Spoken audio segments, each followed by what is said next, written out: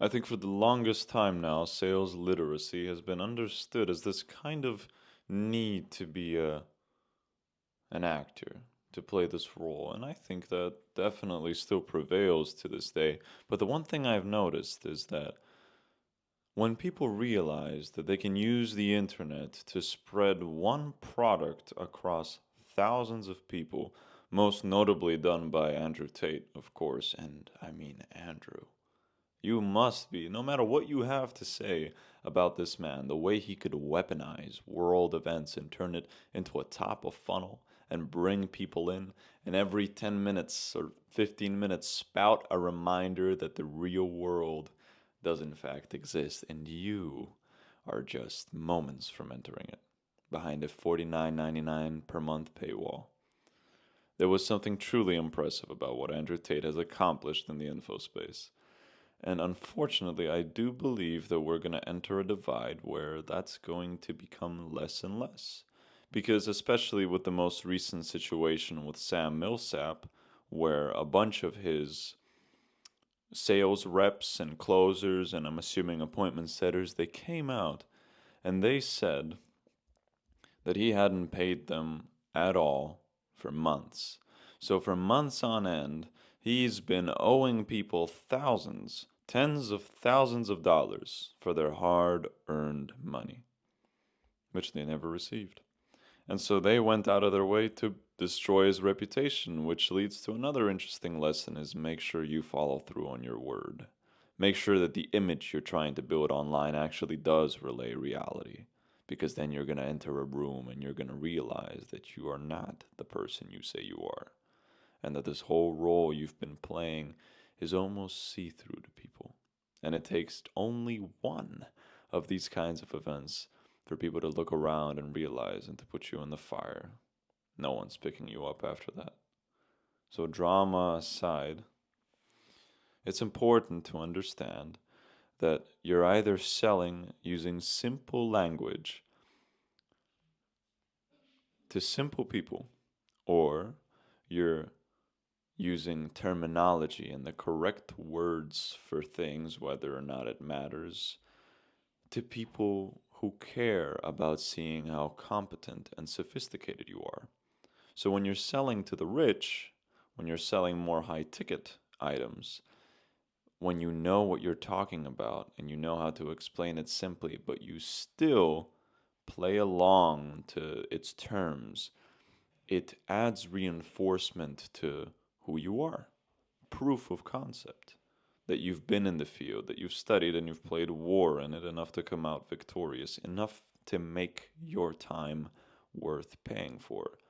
That's why when you are a consultant for a major business or corporation, you're going to want to play it serious, especially with the way you articulate yourself. And there might not be anything more important than that when it comes to sales. But when you're selling to people, the general population, you want to be extremely simple in your language. You don't want to present a front like you know better than them. You want to show that you know more than them, and there is a definite difference.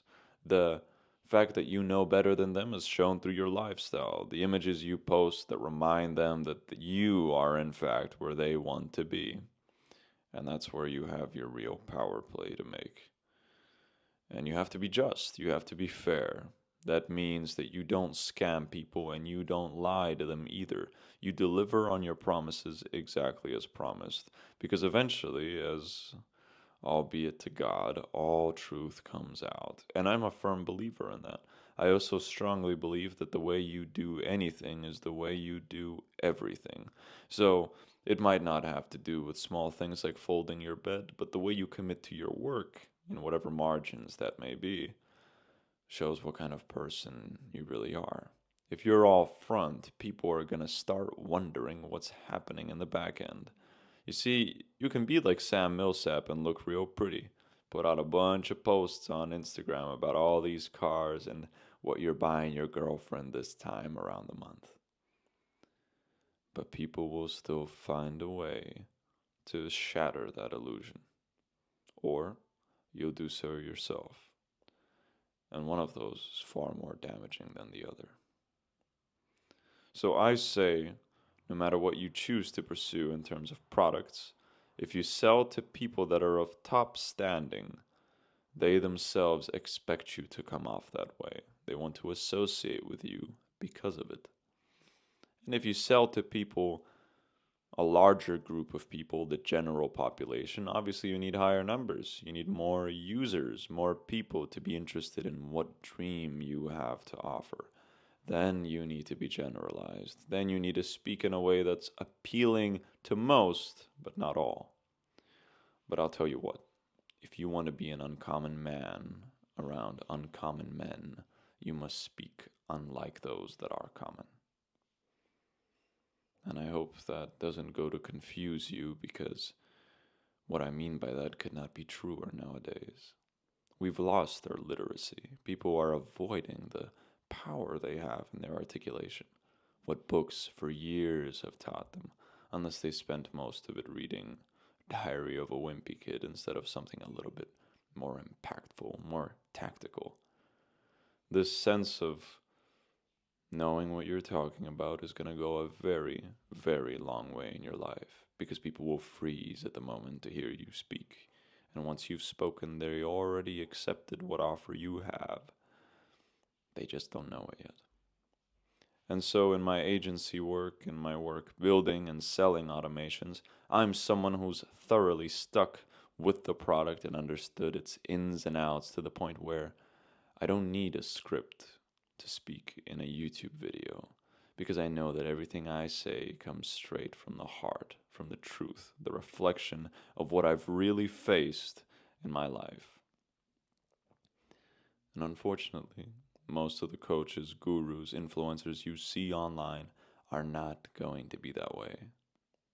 One of the exceptions I can name for sure, then, if you are wondering about entering that business model, I fully salute you to, is Marcus Hustle.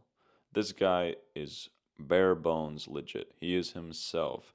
And even though he may use tactics that others use, that's the game now. But the offer itself and who he is as a person, as somebody who's met Marcus, is the most authentic aura for a human being I'd ever met that's doing this specific business. Now, of course, I can't speak on the rest because I haven't had the pleasure of meeting them, but I'm sure that one day, once I do get there, we'll have a lot of plentiful conversations about how they can come off more authentic or genuine or themselves. People want to be sold on what you can offer them, and they love hearing the two words now and free. If you can put those two words in your message when you're selling any kind of info product, you'll get people interested in you and not the product. And if you recall from one of my previous videos, I've made it clear that when you're selling yourself, and the product is just the attachment of who you are, your name. When people mention, oh yeah, I bought the course from Iman Gadzhi, they want to hear what Iman has to offer from you. They already know who he is. Reputation carries stake, and with that stake is your commitment to finding out the truth about whether or not Mr. Gadzhi does in fact have value for you to take from the table. In reality, with the coming age of AI, I think this info space is going to die out quicker than anyone can see coming. And after that will be a steep decline in the amount of influencers you see trying to peddle you garbage, and an increase in those that have actual value to bring it to the table. The people that perhaps have stayed behind the cameras because they know in some way that what they have to say most people are not ready to hear, but it's the necessary thing to hear. So regardless of which one you are, whether you're one of the masses who needs to be catered to on a general level, I suggest you break out of that pattern. I suggest you become uncommon among uncommon men. Good luck.